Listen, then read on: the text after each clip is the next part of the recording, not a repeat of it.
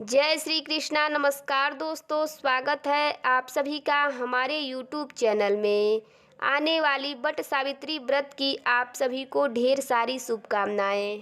दोस्तों, आज हम इस वीडियो में बात करेंगे वट सावित्री की पूजा में कितने चने निगले जाते हैं, उनकी सही संख्या क्या है। इसके अलावा हम आपको बताएंगे कि वट सावित्री व्रत में चने का प्रसाद क्यों चढ़ाया जाता है। आखिर वट सावित्री की पूजा में चने का इतना महत्व क्यों है। दोस्तों, हिंदू पंचांग के अनुसार ज्येष्ठ माह के कृष्ण पक्ष की अमावस्या तिथि को वट सावित्री का व्रत रखा जाता है। इस दिन सुहागिन महिलाएं 16 श्रृंगार करके पूरे विधि विधान से वट वृक्ष यानी बरगद के पेड़ की पूजा करती हैं। इस व्रत को करने से ऐसा माना जाता है कि पति की आयु लंबी होती है और उसके जीवन पर आया हुआ संकट भी टल जाता है।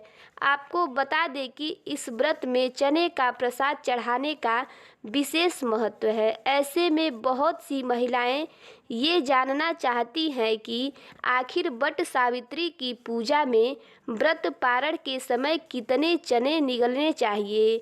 दोस्तों, वट सावित्री व्रत के पारण के समय भीगे हुए चने और वट वृक्ष की कोपल निगलकर व्रत खोला जाता है। ऐसे में बहुत सी महिलाएं कंफ्यूज होती हैं कि आखिर कितने चने हमें निगलने चाहिए, क्योंकि बिना चने निगले वट सावित्री का व्रत पूर्णतः सफल नहीं होता है। दोस्तों, वट सावित्री व्रत में चने का विशेष महत्व होता है। बिना चने निगले व्रत को पूरा नहीं माना जाता है। तो आइए जान लेते हैं कि आखिर कितने चने निगले जाते हैं। तो आपको बता दें कि वट सावित्री व्रत में 12 की संख्या का विशेष महत्व है। साल के 12 महीने के 12 चने और एक वट वृक्ष की कोपल जो अकाल मृत्यु से बचाने के लिए होती है। तो आप 12 चने और एक वट वृक्ष की कोपल यानी टोटल 13 चीजें पानी से निगलकर व्रत खोल सकती हैं। लेकिन अगर आपके यहाँ कुछ और परंपरा है तो आप वैसे ही करें। अपने बड़े बुजुर्गों से पूछ लें। कहीं कहीं पर महिलाएं 5 या 7 चने और एक वट वृक्ष की कोपल निगलकर व्रत खोल लेती हैं। तो आप वैसा ही करें जैसा आपके परिवार में होता आया हो। चलिए अब जान लेते हैं कि वट सावित्री व्रत में चने का प्रसाद क्यों चढ़ाया जाता है, इसका क्या महत्व है।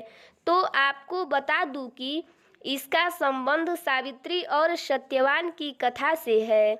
जब यमराज सत्यवान के प्राण लेकर जाने लगे थे, तब सावित्री भी उनके पीछे पीछे चलने लगी। यमराज ने सावित्री को ऐसा करने से रोकने के लिए 3 वरदान दिए।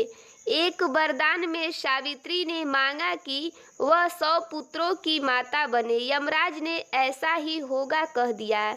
इसके बाद सावित्री ने यमराज से कहा कि मैं पतिव्रता स्त्री हूँ और अपने पति के बिना संतान कैसे संभव है। सावित्री की बात सुनकर यमराज को अपनी भूल समझ आ गई कि वे गलती से सत्यवान का प्राण वापस करने का वरदान दे चुके हैं।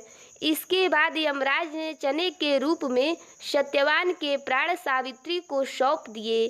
सावित्री चने को लेकर सत्यवान के शव के पास आई और चने को मुंह में रखकर सत्यवान के मुंह में प्राण फूंक दिए। इससे सत्यवान पुनः जीवित हो गए। इसीलिए वट सावित्री व्रत में चने का प्रसाद चढ़ाने का नियम है। जब सावित्री पति के प्राण यमराज से छुड़ाने के लिए यमराज के पीछे पीछे जा रही थी, उस समय वट वृक्ष ने सत्यवान के शव की देखरेख की थी। पति के प्राण लेकर वापस लौटने पर सावित्री ने वट वृक्ष का आभार भी व्यक्त किया और उसकी परिक्रमा की। इसीलिए वट सावित्री के व्रत में बरगद की परिक्रमा का नियम बताया गया है। आशा है कि ये जानकारी आप सभी को बहुत पसंद आई होगी। ऐसे ही और वीडियोज़ देखने के लिए हमारे चैनल को सब्सक्राइब करिएगा, बेल आइकन को प्रेस करिएगा ताकि आने वाली न्यू वीडियो की नोटिफिकेशन आप सभी को मिलती रहे। वीडियो अच्छा लगे तो वीडियो को लाइक और ज़्यादा से ज़्यादा शेयर करिएगा। जय श्री कृष्णा।